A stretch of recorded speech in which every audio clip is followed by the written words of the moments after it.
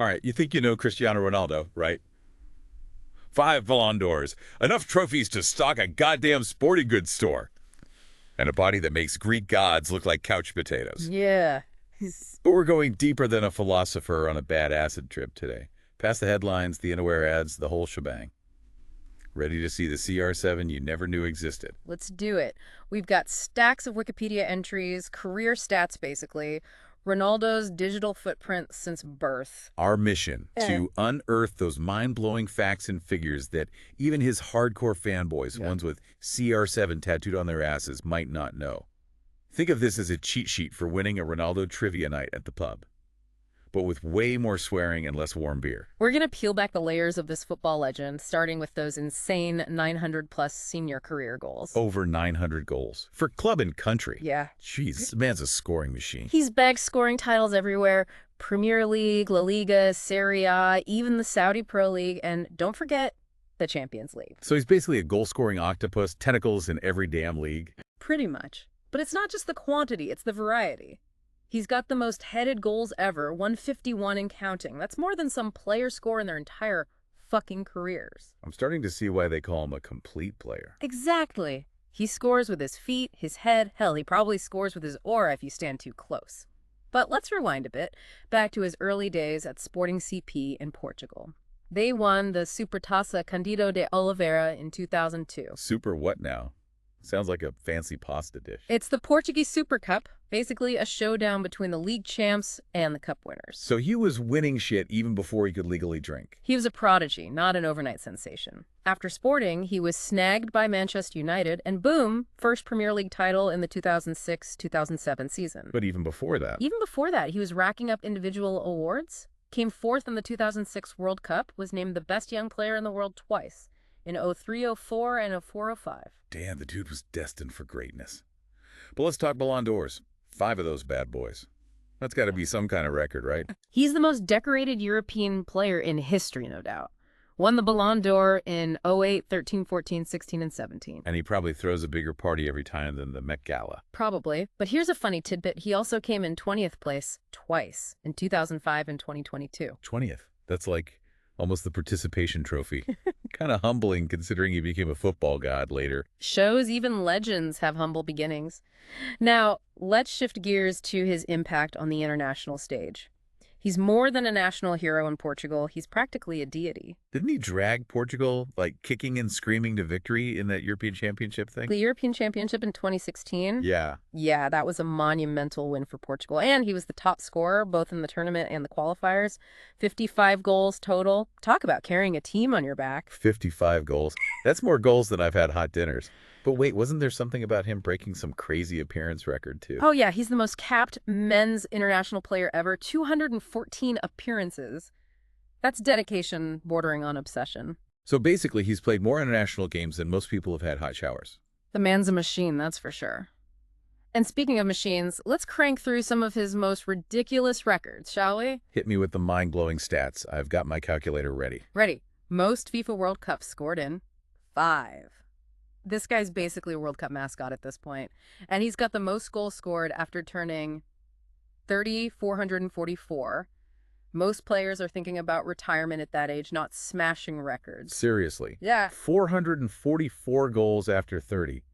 What the hell is he putting in his protein shakes? Whatever it is, it's working. He's also the first male player with 10 international hat tricks. 10 hat tricks. Sorry? Can't even get a hat trick at the bowling alley after 6 beers. And to top it off, most goals in the FIFA Club World Cup, 7. Another record he pretty much owns. So we've got a goal-scoring octopus who breaks records like they're cheap toys. But what's the secret sauce? How's he stayed at the top for so long? It's more than just talent. It's about longevity and adaptability. He's constantly evolving, refining his game, refusing to be another flash in the pan. Okay, I'm starting to see the bigger picture here. The guy's a workhorse, a relentless machine. But is there anything about Ronaldo that doesn't scream, "Look at me, I'm fucking amazing"? Well, there are some lesser-known details that paint a more nuanced picture of his career. Like, did you know he won the Golden Foot Award in 2020? Golden Foot. Sounds like something they give out at a foot fetish convention. What's that all about? It's an award given to players over 28 for their achievements throughout their career, both on and off the field. So it's not just about how many goals you can cram into a net. They actually care about the whole package. Exactly. It's a recognition of their impact on the sport as a whole. All right, that's actually kind of cool. Yeah. Any other hidden gems in the Ronaldo trophy cabinet? He was named in the UEFA Team of the Year in 2 different positions. Wait, what? How the hell is that even possible? Did he bribe someone? No bribes needed. He started as a winger, all speed and trickery. But then he transitioned into a central striker, a pure goal-scoring predator. So they're basically saying he was the best in 2 completely different jobs. That's wild. It speaks to his versatility and his ability to adapt his game over time. These details might not be as flashy as the Ballon d'Ors, but they add depth to his story. Okay, I'm getting a better sense of the man behind the goals, the dedication, the evolution of his game. It's pretty damn impressive. But let's be honest, we're missing something massive, something that's got every football fan frothing at the mouth. You mean? The Messi rivalry. We can't talk about Ronaldo without talking about his eternal nemesis, can we? Oh, we're getting there. But that's a whole other deep dive, my friend. Buckle up, because that's where things get really interesting. All right, let's dive back into the Ronaldo rabbit hole. Last we left off, we were talking about how he was named in the UEFA Team of the Year in 2 different positions. First as a winger, then as a striker.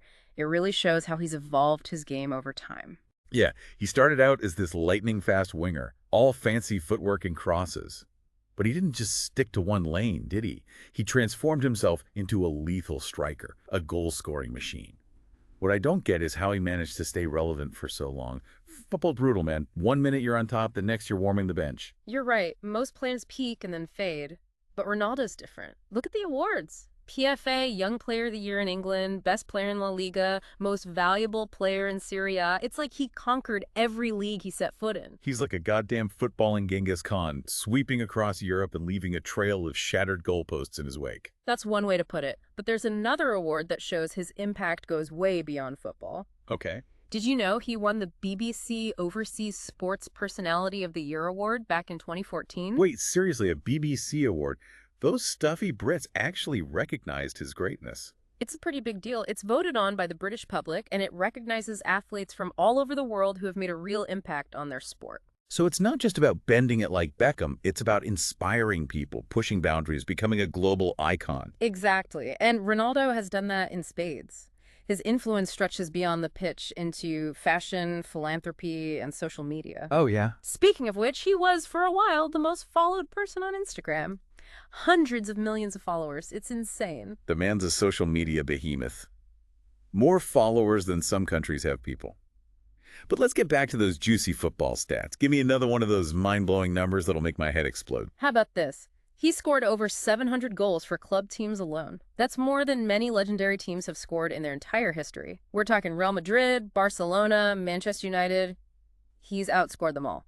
Jesus, that puts things into perspective. It's not just about being a one-hit wonder. It's about consistency over 2 decades. Right. He's like the Energizer Bunny of football. He just keeps going and going. It's remarkable, especially in a sport as physically demanding as football. But let's break down those goals a bit. He's famous for those powerful free kicks, the trademark C celebration. The CU, the sound that strikes fear into the hearts of goalkeepers worldwide. But how is he with penalties? Surely he's missed a few, right? He's actually one of the most successful penalty takers in history. Over 160 penalty goals, excluding shootouts. The man's ice cold under pressure. 160 penalties. Yeah. He's practically printing money from the penalty spot. But I bet you can't tell me which type of goal truly sets him apart. You thinking what I'm thinking? Headed goals. Bingo. He holds the record for most headed goals ever, 151 and counting. 151. That's more goals than I've had Tinder dates. It shows his aerial dominance, his timing, his strength. It's another weapon in his arsenal that makes him so damn hard to defend against. So we've got powerful free kicks, ice-cold penalties, gravity-defying leaps. Yeah. He's like a footballing Swiss Army knife. But here's the million-dollar question. With all this success, the money, the fame, how does he stay grounded? Doesn't it go to his head? Well, that's the thing. He's got a reputation, right? Arrogant, self-obsessed. Bit of a diva. Let's just say he knows his worth. But look, behind that carefully cultivated image, there's a driven athlete, someone who's always pushing for perfection. Right. And that drive, that hunger, it comes from somewhere. He didn't grow up with a silver spoon in his mouth, you know. He knows what it's like to struggle. So the arrogance is just a front. A way to protect himself, maybe? Could be. But don't forget, he's also incredibly generous. He's donated millions to charities, helped rebuild schools after natural disasters. Yeah, I've seen the photo shoots. Giant checks, sick kids. It's all part of the CR7 brand, right? Maybe, but the impact is real. He's using his platform to make a difference. Whether it's for PR or genuine altruism, it's still a positive thing. But let's not gloss over the family drama. That's a whole other soap opera. Oh yeah, the Ronaldo family saga. More twists and turns than a goddamn M. Night Shyamalan film. Siblings, children from different relationships, a mother who's not afraid to throw shade. It's a lot to unpack. He's got a big, complicated family, that's for sure. And his relationship with his mother is especially interesting. She's a huge influence in his life, his rock, his biggest supporter. But she's also, well, let's just say she doesn't hold back. She's got a reputation for stirring the pot, doesn't she? From controversial comments about rival players to public feuds with Ronaldo's exes, she's definitely not one to shy away from the spotlight. But hey, it keeps things interesting, right? Keeps the gossip columns flowing, that's for sure. But what everyone really wants to know is, what's the deal with his love life? He's always dating these gorgeous, successful women. It's all part of the CR7 brand, isn't it? He's currently with Georgina Rodriguez, a model and influencer. They have children together, and she's very much a part of his life. But yeah, there have been rumors. Secret weddings, trouble in paradise. The tabloids love to speculate. Of course they do. It's like their favorite pastime. Yeah. But hey, the man clearly knows how to pick them. Beautiful, successful. He's got a type, and I can't say I blame him. He's cultivated this image. The perfect physique, the fashion sense, the luxurious lifestyle, it's all part of the package. He's not just a footballer, he's a global brand. CR7 is a business empire. Clothing lines, hotels, even a hair transplant clinic. Don't forget the fragrances. The man smells like success, literally. But seriously, how the hell does he manage all that while still performing at the top of his game? It's mind-boggling. It takes discipline, focus, a strong team behind him. But he seems to thrive under pressure. It's what fuels him. So maybe that's the key to his longevity. The constant juggling act, the need to prove himself both on and off the field. It keeps him hungry. But we've skimmed over his leadership qualities. How does he command respect in the locker room? Is it the death stare? The perfectly sculpted eyebrows? It's more than just intimidation tactics. He leads by example. His work ethic, his passion, his belief in victory, it's contagious. So he's not just about scoring goals. He's about motivating his teammates, pushing them to be their best. That's true leadership. Exactly. He's not a one-man show. He's a team player who elevates everyone around him. And that's a big part of why he's been so successful. All right, I'm starting to see the full picture. The goals, the records, the leadership, the brand.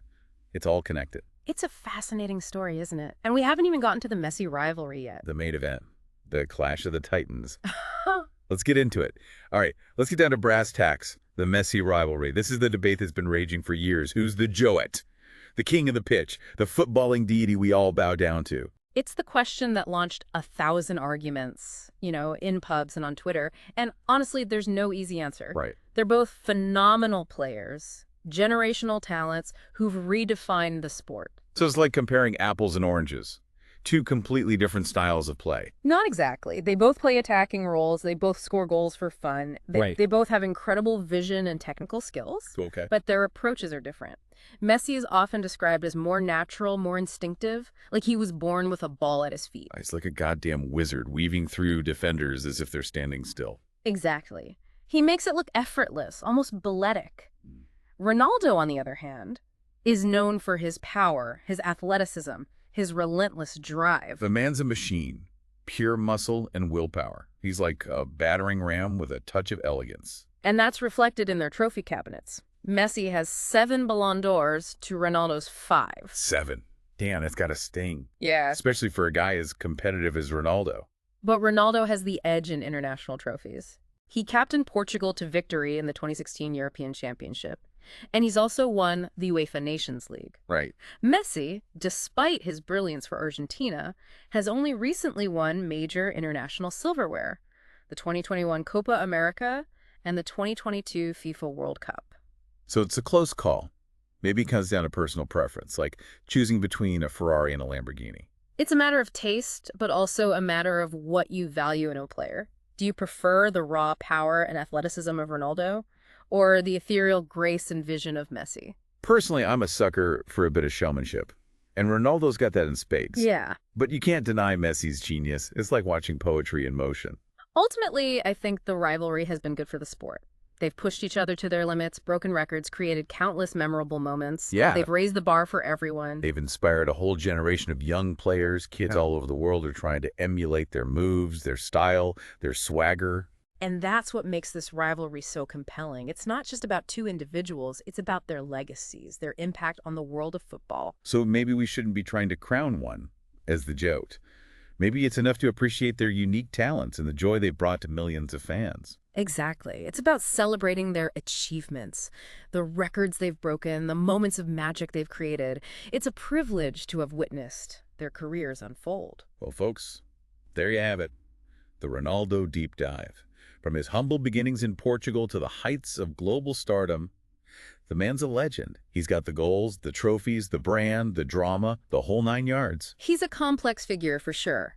Arrogant, driven, generous, flawed. But one thing's undeniable. He's left an unforgettable mark on the world of football. Love him or hate him, you can't ignore him. And the debate will rage on. Is he the GOAT? Is Messi better? But at the end of the day, who cares? They've both given us countless moments of brilliance, and that's what really matters. Couldn't have said it better myself. So next time you see Ronaldo strutting his stuff on the pitch, remember, there's more to this guy than meets the eye. He's a product of his upbringing, his drive, his ambition. He's a force of nature, a global icon, and a damn good footballer. Respect!